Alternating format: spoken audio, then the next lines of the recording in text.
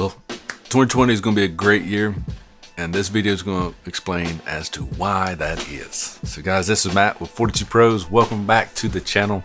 And today we're going to talk a lot about what a lot of people are talking about, which is the Canon R5 official announcement, okay? Yes, this is going to be a very, very important camera for the camera industry, especially the mirrorless market, because of just the features that's going to be in it. I mean, crazy, stupid good. So let's actually go through that a little bit from the official announcement from Canon, okay? And I'll have a link in the description so you can go over there and check it out yourself, okay? But 8K video recording, okay?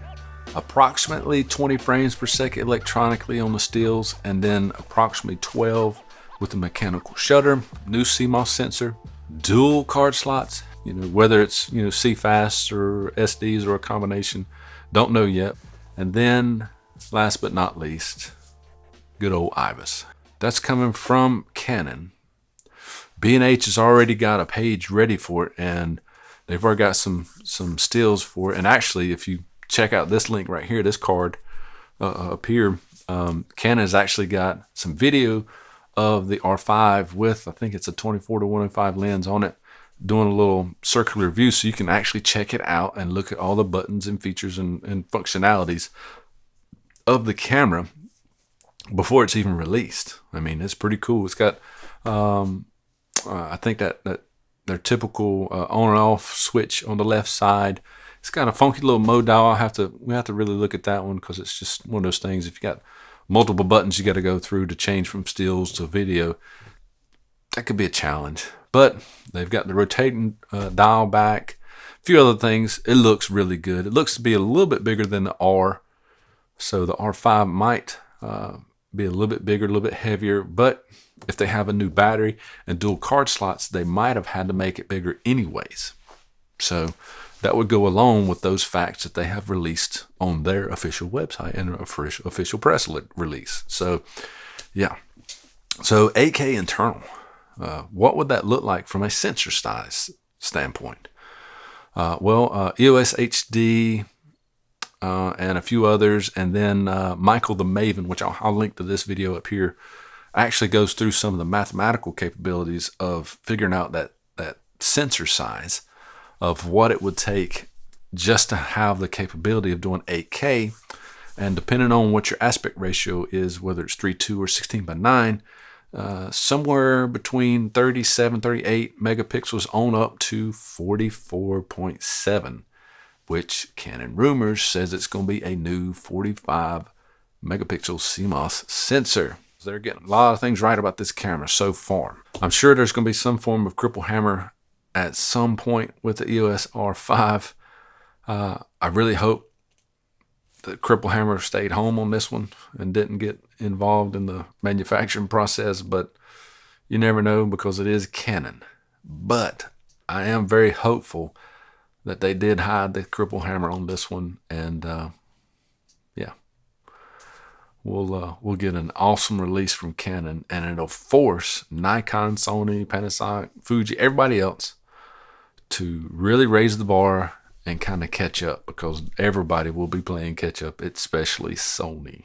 Okay, we've been waiting on that infamous A7S III for about 3 years now, and it's getting ridiculous. But if you're not excited about this camera, then you really, really need to be, because of so many different things. I mean, if you're just getting into the filming and the hybrid camera industry and looking at getting a new camera, this is going to just help you tremendously. I mean, it may complicate the which kind of camera system you want to invest in first, but if you are looking to get into full frame, I would highly suggest you wait till the summer, middle of the summer, maybe even the end of summer, so you can figure out what all the cameras are going to be released this year, besides what Sony's going to be releasing, which probably will be in the fall. Lord, I hope not.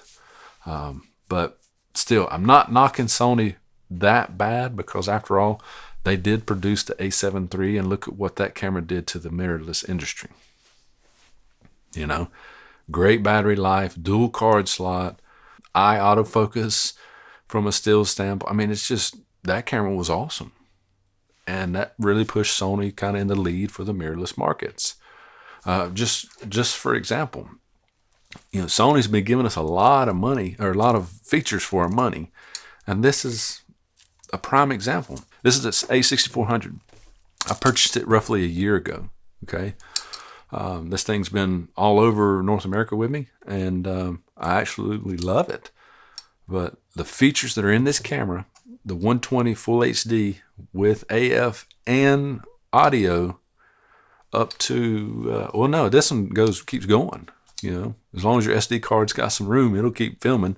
But if we would have had to pay for a camera like this with these type of features 6 to 7, maybe 8 years ago, it'd be almost $8,000 or $9,000 just for a camera like this to get 120 with full autofocus, audio, and built into the video. And I mean, just think about it. This camera's only $900 now. And it's because of some of the innovations that's happened throughout the years. Like for indie filmers back in the day, mid to late 2000s, the camera that really changed the game was the 5D Mark II. And that stirred a lot of stuff up for, that industry itself. I mean, Philip Bloom, filmed some really good projects on that and was a very big advocate of using DSLRs for some high-end projects. So, yeah. And I think it's time for Canon to really change the industry again. It's been a little while, and I think they're going to do it. So, yeah, definitely hit me up in the comments, and if you got questions on some stuff. But yeah, it's going to be a good year. Obviously, Canon's coming out with a couple of cameras, and I'm really excited about the R6 more so than the R5 from a personal standpoint, because I don't know if I'm going to invest into that much of a camera with the R5, because it's probably going to be $4,000 to $4,500 on the minimum for that type of tech, straight out of the gate. So the R6 might be $2,400 or $2,500. I hope they actually try to compete in the $2,000 range, which I'm not getting my hopes up for, but if they did that, then they would dominate 2020 with sales. Just saying, Canon, if you're watching. Hopefully you enjoyed this. If you did, definitely give us that thumbs up down there. And if this is the type of content that you really like, definitely check out the channel. We got a lot of stuff that could pertain to filming in outdoors, wedding videography, doing interviews, corporate videos, all kinds of stuff. There's more videos coming. I've actually been filming a fair amount here recently to get some more content out there for 2020, and hopefully we'll get up around that 75 to 90 video range by the end of 2020. So that is the goal, by the way. So anyways, get the gear is right for you, because only you can do your projects. But since we usually only have one chance to get it right, why not do it right and just do it once? So till next time, guys, we'll see you in the next video.